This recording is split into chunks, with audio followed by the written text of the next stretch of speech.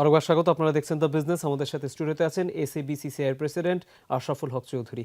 আমি বলছিলাম তরুণদের পাঠানো প্রশ্ন আপনাকে করব। তারা সাধারণত র্যাপিড ফায়ার আদলে করে, কিন্তু তারা আপনার সম্পর্কেও জানতে চাই। প্রশ্নগুলো আপনাকে কিছুটা আনন্দ দেবে বলে আমার বিশ্বাস। আমি প্রথম প্রশ্নটা করতে চাই, খুব দ্রুত শেষ করব আমরা এই অংশটা, কারণ আরও বড় প্রশ্ন তাদের আছে। 1 নম্বর প্রশ্ন, র্যাপিড ফায়ারের। প্রথমবার সৌদি আরবে গিয়ে কোন বিষয়টা আপনাকে সবচেয়ে বেশি মুগ্ধ করেছিল? প্রথম আমাকে মুগ্ধ করেছিল আল্লাহর পবিত্র জায়গা দেখার সৌভাগ্য হয়েছিল, মক্কা এবং মদিনা। এবং আমি আল্লাহর কাছে হাজার শুক্রিয়া যে আল্লাহ আমাকে এই সুযোগটা দিয়েছিলেন। 2 নম্বর যেটা হলো যে মদিনার থেকে মক্কা অথবা জেদ্দার থেকে রিয়াদ বা অন্যান্য সিটিগুলো, বড় বড় সিটিগুলো যখন আমরা ভিজিট করি, রাস্তাঘাটগুলো অসম্ভব সুন্দর এবং ওদের এখানে বুলেট ট্রেন সার্ভিস আছে এবং বাসগুলো অসম্ভব ভালো। এবং নর্মালি মানুষের কষ্ট এবং দুঃখ লাঘব করার জন্য যে যে সুযোগ সুবিধাগুলো দেওয়া, সেই সবগুলো দেওয়া হয়েছে। এত গরমের জায়গা সত্ত্বেও মানুষ কিন্তু খুবই আনন্দ বোধ করে। এই বিষয়গুলো আপনাকে মুগ্ধ করেছিল। 2 নম্বর প্রশ্ন, বাংলাদেশে বিদেশি বিনিয়োগ টানার সবচেয়ে বড় চ্যালেঞ্জ কোনটিকে আপনার মনে হয়? যে কোনো একটির কথা যদি বলতে বলি খুব দ্রুত। আমাদের স্ট্র্যাটেজি অ্যান্ড পলিসি যেটা আছে, ইনভেস্টমেন্টের যে পলিসিটা, এটা আপনার আমি আগে আপনাকে বলেছি ইনভেস্টার্স ফ্রেন্ডলি করতে হবে এবং ইকোনমিক জন্য জায়গাগুলোকে রেডি রাখতে হবে যাতে করে বিদেশিরা এসে ইনভেস্ট করতে পারে। Fair enough. পরের প্রশ্ন, বাংলাদেশের কোন সেক্টরে সবার আগে সৌদি বিনিয়োগ আসার সম্ভাবনা দেখেন আপনি? বাংলাদেশে এগ্রিকালচার ফুড সেক্টরে আমরা দেখি এবং ইন্ডাস্ট্রিয়াল সেক্টরের মধ্যে আমি রেডিমেড গার্মেন্টস ইন্ডাস্ট্রি যেটা আছে, স্পেশালাইজড টেক্সটাইল অথবা ম্যানমেড টেক্সটাইলের উপরে ইন্ডাস্ট্রি হতে পারে। আর থার্ড যেটা হচ্ছে ফিনটেকের উপরে অথবা আপনার এই টেকনোলজির উপরে হতে পারে। তাদের ইনভেস্টমেন্ট আসতে পারে। ওকে, 4 নম্বর প্রশ্ন, সেটা হচ্ছে যে যেহেতু সৌদিয়াইজেশন নীতি নিয়ে আমি পরবর্তীতে আপনাকে আরও ডিটেইলি প্রশ্নটা করব, কিন্তু যেহেতু ওরা এখন ওদের দেশের কর্মীদেরকে নিয়োগের ক্ষেত্রে বেশি প্রায়োরিটি দিচ্ছে, বাংলাদেশে যারা কর্মীরা যেতে যায় তাদের জন্য এখন এই মুহূর্তে সবচেয়ে জরুরি প্রস্তুতি কোনটা আপনার কাছে মনে হয়? যে কোনো একটির কথা যদি বলতে বলি। এটা অতীব একটা গুরুত্বপূর্ণ প্রশ্ন আপনি করেছেন। আমরা যেটার উপরে কাজ করছি এখন, যে দেখেন সৌদি আরব থেকে বাংলাদেশে মানুষ নিয়ে এসে ওদেরকে ট্রেনিং দিয়ে, ভাষা শিক্ষা দিয়ে, স্কিলিং করে পাঠানো আমাদের মতে এটা সম্ভব না এবং এটা দুরূহ ব্যাপার।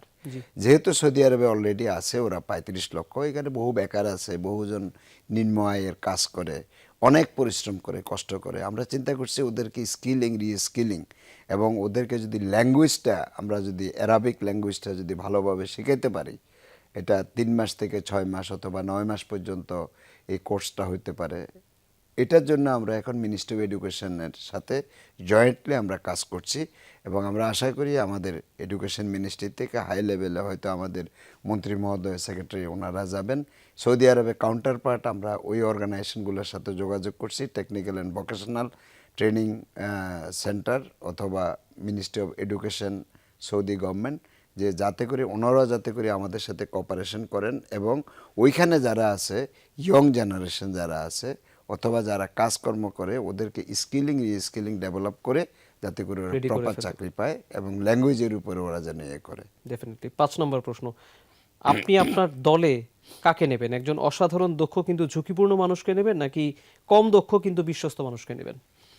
কম দক্ষ বিশ্বস্ত মানুষকে নেব এই কারণে, কম দক্ষকে দক্ষ করা যায়, যেটা আমি বললাম স্কিলিং, রিস্কিলিং করা যায়, কোয়ালিফাইড করা যায়। 6 নম্বর, তরুণ উদ্যোক্তাদের জন্য আপনার পরামর্শ কি এই মুহূর্তে? যে কোনো একটি পরামর্শ যদি দিতে বলি। তরুণ উদ্যোক্তাদের বাংলাদেশে বর্তমান বাংলাদেশ সরকার বহু ধরনের প্রোগ্রাম নিয়েছে, আপনি জানেন।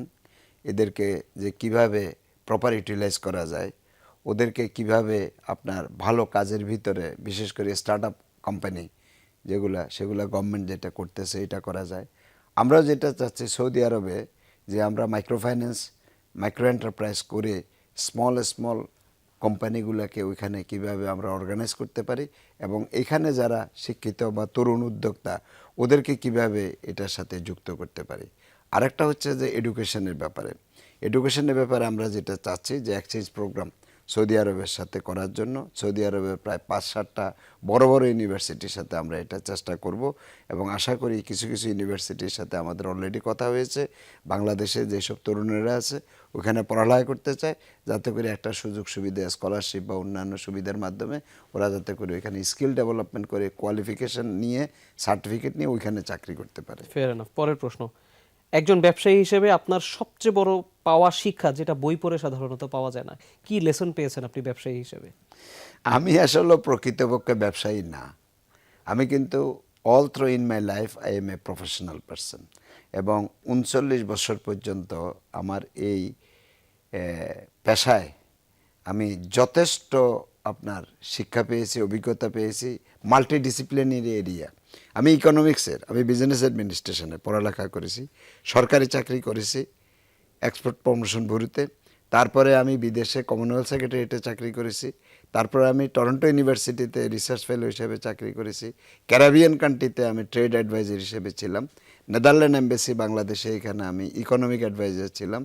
আমি 4টা মোবাইল কোম্পানি বাংলাদেশে প্রজেক্ট ডাইরেক্টর হিসাবে অথবা জেনারেল ম্যানেজার হিসাবে আমি কাজ করেছি এবং লাস্ট যেটা ছিল ভারতীয় এয়ারটেল, যেটা এয়ারটেল বাংলাদেশ বলে, ওইটার আমি ভাইস প্রেসিডেন্ট হিসাবে ছিলাম। কিন্তু সবাই জানতে চায় আপনি কি লেসন পাইলেন, মানে আপনার নিজের উপলব্ধি কি এই এত প্রফেশনের পরে এত বড় দায়িত্ব সামলে এখন এসে আপনার উপলব্ধি কি, যেই লেসন হয়তো আপনি ভাবেন যে বই পড়লে পাইতাম না? না, লেসন হচ্ছে যে একটা সময় আসে, আমরা অভিজ্ঞতা অর্জন করি বিভিন্ন ক্ষেত্রে, চড়াই উতরাই আমাদেরকে বহু ধরনের সমস্যা ফেস করতে হয়।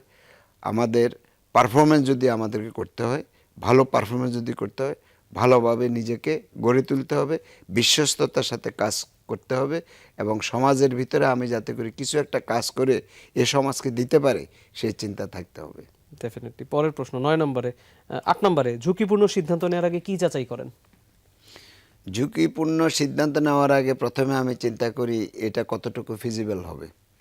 আমার আমার নিজের সিক্স সেন্সে আমি ইউজ করি, আমি দেখি যে এটা কতটুকু ফিজিবল হবে এবং সেই ক্ষেত্রে ঝুঁকিপূর্ণ ব্যবসা বাণিজ্য করার আগে আমি আগে একটু স্টাডি করব, আমি ইন্টারনেট দেখব, আমি বিভিন্নভাবে দেখব। মনে করেন this is the X business, রিসার্চটা করব। এক্স্যাক্টলি। সেই ব্যবসাটা করতে গেলে আমাকে আগে কি কি করতে হবে এবং কোন কোন চ্যালেঞ্জ আমাকে ফেস করতে হবে। আমি যদি দেখি যে ওই চ্যালেঞ্জগুলো ফেস করার মতন ক্ষমতা আমার আছে অথবা আমি পারবো, তাহলে আমি সেই ব্যবসা নেব। ওকে, 9 নম্বর প্রশ্ন, সৌদি আরবে আপনার বেড়ানোর প্রিয় জায়গা? সৌদি আরবে আমার বেড়ানোর প্রিয় জায়গা হচ্ছে আপনার মক্কা এবং মদিনা, এবং মক্কা মদিনা ছাড়াও বর্তমানে সৌদি গভর্নমেন্ট যেসব এরিয়াগুলো ডেভেলপ করেছে, আবায়া, তারপরে মনে করেন আপনার আলুলা, তারপর অন্যান্য বড় বড় নিয়ন সিটি, এইসব জায়গাগুলো আমরা দামাম আমরা যেতে পারি এবং আমাদের এই 5টা যে জায়গায় আমরা যাব তার ভিতরে এই জায়গাগুলো আমরা অলরেডি ইনক্লুড করেছি। ওকে, 10 নম্বর প্রশ্ন, র্যাপিড ফায়ারের শেষ প্রশ্ন। এটা একটা হাইপোথেটিক্যাল সিচুয়েশন। ধরুন আগামী 5 বছরে বাংলাদেশ ও সৌদি আরবের অর্থনৈতিক সম্পর্কে বদলে দেওয়ার দায়িত্ব আপনাকে দেওয়া হলো, আপনি সবার আগে কোন উদ্যোগটা নেবেন?